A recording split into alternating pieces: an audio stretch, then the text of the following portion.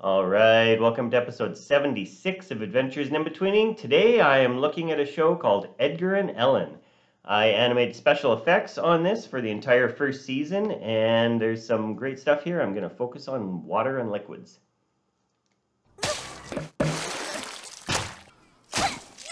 What? When you go...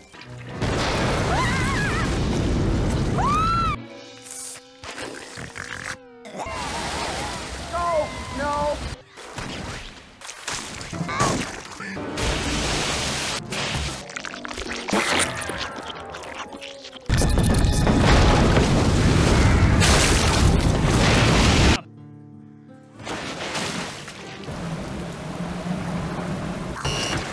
Rolling with my honey in a boat.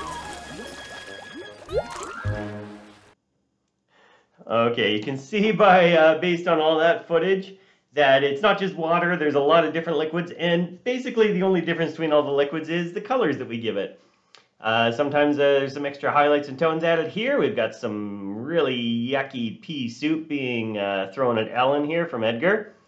And as we're animating liquids, so we want to have, you can see the holes that are being introduced there. As the liquid starts to spread out, it's going to start to congeal, and there's going to be pieces that want to stick together, and that's going to introduce negative spaces in there, which allows us to, not only animate it off, but also to get it into more interesting pieces as it goes along. It starts out in a more cohesive shape, and then it breaks up into smaller shapes.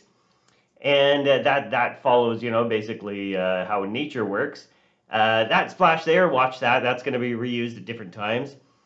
And I've talked about special effects before. It's such a fun, freeing, creative thing to do on one hand, and on the other hand, there's some very solid rules that need to be followed to make it believable. And usually it's from just observation of the world around us, of natural phenomena, that leads us to the principles here. So here we've got the exact same splash coming in with goop, but now it's going to be some kind of pink gum flavor. And so that's covering on Ellen's face there. You can see it just popped on that one frame where it's just, okay, now it's a held cell on her face, and it's going to be a mask that she wears around her. Whenever you've got something moving fast and you've got something coming up that's going to cover the face, like in this case, you can just pop something on one frame. You could always animate it on over a few frames too, but there's enough going on that it hides it there. So Pet here is covered with paint. He's going to be thrown at the canvas, and this same splash here, 3 times in a row, is just going to be recolored all these different colors and give a completely different effect. And it's paint now instead of soup or bubblegum goo. And it just because of the context, it looks completely different. Now here we've got the door opening, and we're going to have a whole bunch of bubble goo come in. Now this is reused later on with the cheese, but we had to make it look more bubbly here. So we just added some bubbles. I just added some bubbles on the silhouette.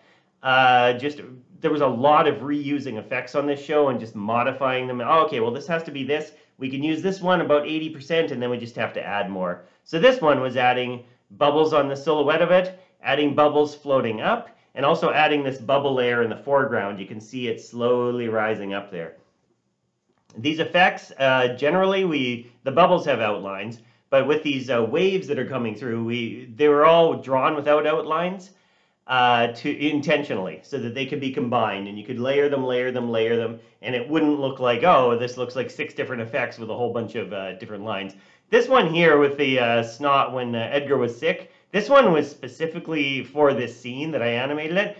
I think I was light on work that week, and so most of the time it was, oh, scramble, scramble, try and get as much done as I can. This one, it was like, oh, I've got some time, cool. I can spend a day, literally, and just animate that snot as Edgar's snorting it in there.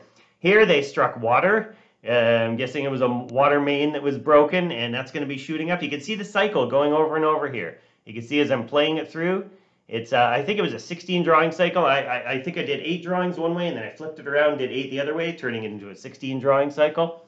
Here we've got Pet being thrown against the ceiling, splat. It's sewer water, so it's gonna be that kind of yucky green color. This one's going out in all directions. It's different than the previous one where it was more unidirectional. It's the same splash here now. This is with, I think it was grape juice, and this is causing some addition to the artwork. Here, Edgar's going to fall off screen, and we're going to get this splash coming up. This is a big splash. This isn't the biggest one, but this is pretty big. Again, I believe this is the grape juice, as he was squishing the grapes there to make some wine. This one was the biggest splash. You can see that the scale of the splashes had to differ. Sometimes if you have a really big object, you need a bigger splash, which means it's going to move more slowly and there's going to be a lot more detail on it. So this one here, I separated the front and the back of the splash so you could have something in between there. The back splash color is darker. It's going to come up and it's going to fall down. Same splash continued, just going to a different shot. Edgar and Ellen coming up over the hill and seeing what's going on. Here we've got the mayor jumping in, and we're going to get that same splash. Obviously, he wasn't as big as the rocket ship there, but we'll just use the same splash.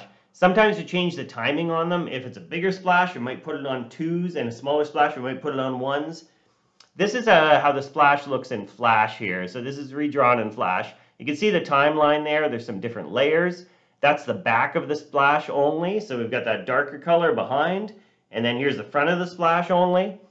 And so combining those, allows you to say you've got the front, you've got the back, you've got a character in the middle, or a prop, or whatever it is that's going to fall down. Here's another splash with the rough and the results. And here's some other splashes redrawn in Flash. And this is, all separate symbols. Again, I mentioned before, it's literally you go into the scene, Control-C, you go into your scene with the characters, Control-V, recolor it, and you're good to go. This was such an effects-friendly show, artistically and aesthetically, but also just logistically. It was, oh, can I get that splash? Yeah, sure. Here's the file. Boom, it's in the scene. It was so efficient and an elegant process. So here we've got some goop falling down off screen, wiping the screen. We got the goo at the bottom there. The cheese, this is the cheese wave, starts to push against the door there. I didn't animate the door, that was the character animator. And then the character animator goes Control-C, Control-V, pastes the splash in there, and the cheese wave coming through. And this, I believe I did the cheese wave, and then I added the details later on for the earlier one in the school there, with the bubbles on it. So this one here, again, putting two of those assets, one on top of the other, and offsetting them, so they're basically animating like this with the cycles, and one in front of the other, so that way we can get Ellen and her barrel there behind them. There's the edge of the cycle there. And again, when we don't have layers, when we don't have outlines, I should say, the layers, it all fits together nicely. We could have, sometimes colored them a little bit differently in front and back if we wanted more depth, but in this case, it was working fine without having to separate those layers visually. Here we've got the cheese coming in, pushing Edgar out the door, splashes, and all these little splashes adding on top again. You just Control-C, Control-V, recolor. You have to recolor every frame and then put it in there. This one here, I think this had I started to count them here. There was at least 8 different animation assets here. I'm guessing there was probably about 12 of them by the time we're all done. And just combining them all, recoloring them to all match as Edgar jumps into the kiddie pool there. This one was many layers combined in Flash, just a cycle going around, and then you could offset that cycle. You could have the cycle rotating while it's being offset, and that would create the sense of a lot more complexity than actually lives there in those assets. Here the bucket is tipping down. This is 2 assets. You can see if you go frame by frame, you can see that one asset's moving on one frame, the other one's moving on the other frame, straight ahead animation. And finally, we've got Pet in the boat with the song. The cycle on the streaming coming up there is on 2s, and the boat's moving on 1s. You can see that it's moving even though it's not animating on every second frame.